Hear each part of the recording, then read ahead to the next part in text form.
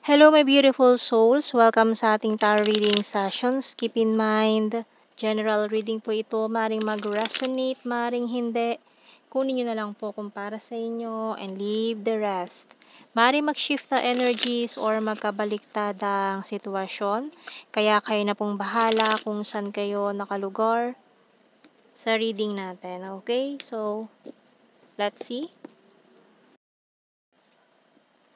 So, we have here the Eight of Wands and the Ace of Swords. Wow.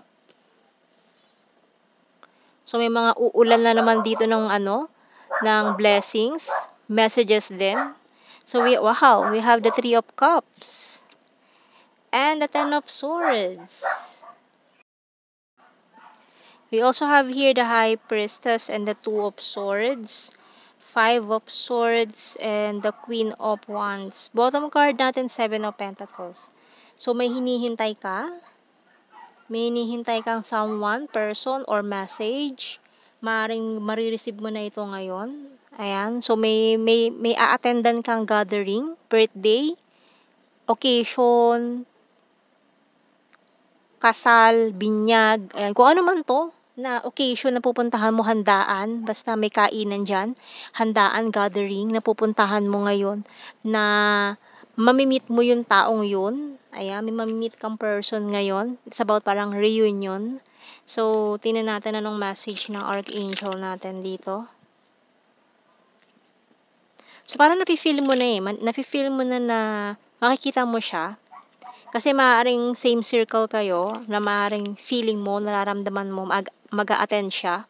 Kung reunion man ito sa inyong school reunion, batch reunion, or kung ano man to, na same circle kayo, na feeling mo pupunta siya, feeling mo mag-meet kayo doon, ayun nga, andun siya. So, we have here Counselor by Archangel Azrael. You are a natural counselor and many people benefit from your guidance and reassurance. So, tama yung hinala mo all this time, no? Kasi nafe-feel mo na itong taong ito ay lalapit sa iyo ngayon. Nafe-feel mo siya. Maaaring may mga telepathic messages kayo nitong taong ito na nare-receive, ganyan. So, feeling mo parang humingi siya ng sa'yo, ng go signal. Sabi parang kinausap ka niya telepathically. Parang sinabi, pupunta ka ba sa natin, for example, reunion.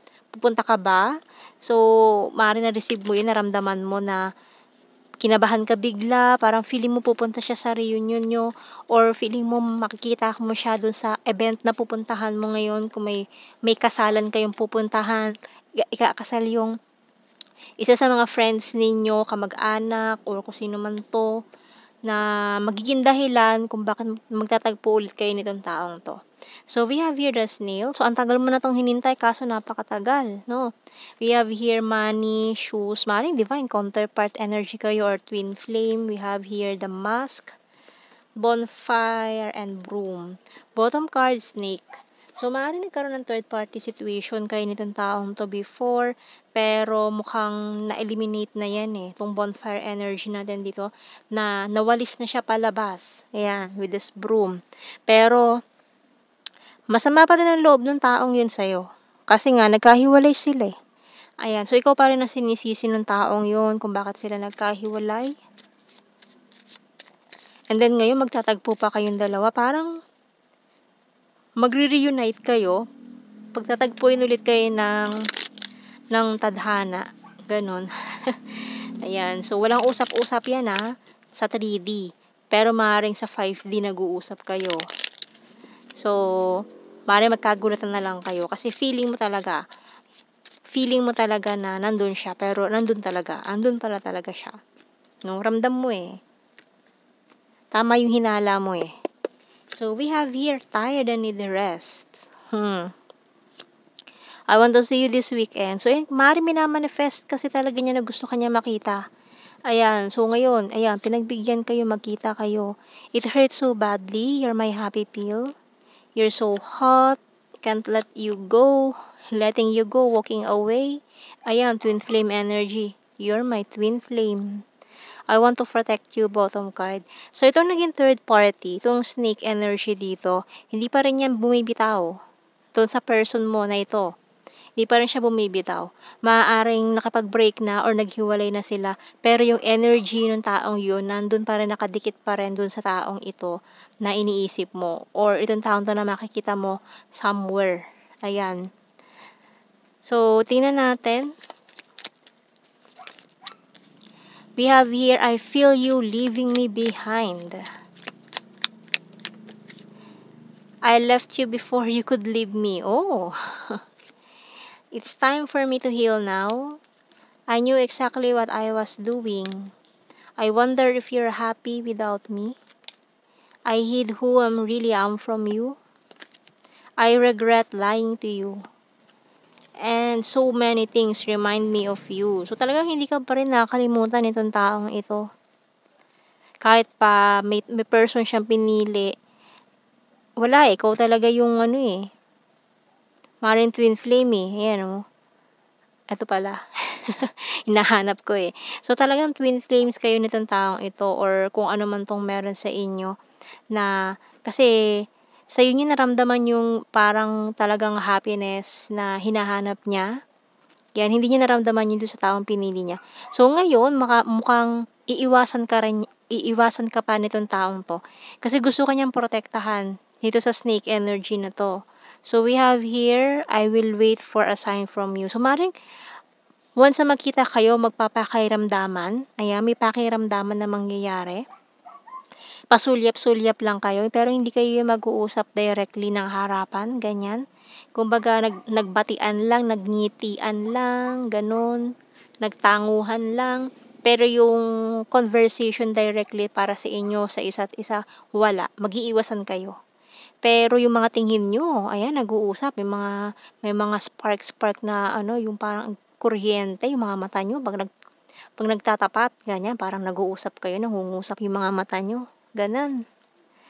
So, tingnan natin, marami kayong gustong sabihin sa isa't isa. So, we have here, Chaser.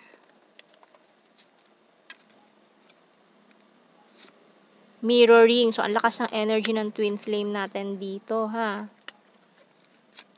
So, ito pa, oh, another. Confirmation na it's a twin flame journey. Twin flame connection. May shoes pa tayo dito. And, maring ito na yung hudyat for the union of hearts, pero hindi pa totally na-eliminate si karmic. Andyan pa siya. Yung energy niya nandyan pa. No, maaaring gumagawa na yung universe ng move para magtagpo ulit kayong dalawa, although hindi pa totally okay, pero papunta na dun. Okay? So, kuha tayo ng mga initials natin dito.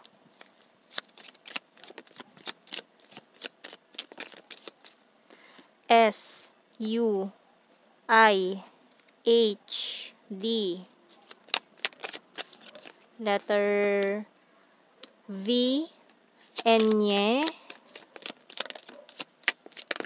Oops. N, F, P, Z, E.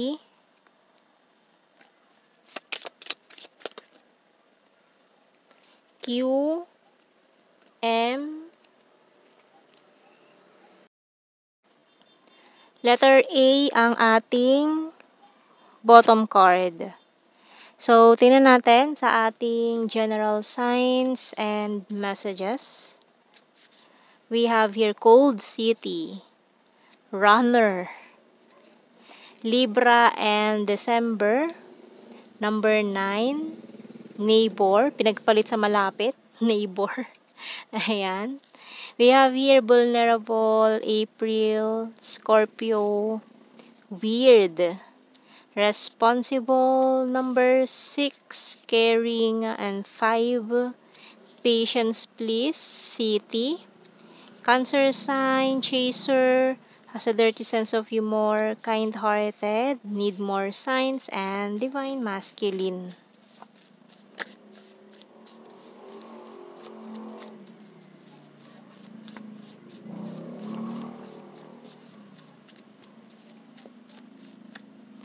So we have here Sagittarius, June, Gorgeous, Twin Flame again.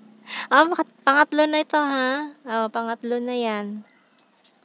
Confirmation, and another one. Ayan. And last card, dalawa pa ito. Mountain and Intelligent. So, 10-10, nakita ko din yung 10-10. So, ayan ang ating reading, my beautiful souls. Thank you for watching. Take care and God bless. See you in our next reading, guys. Bye-bye.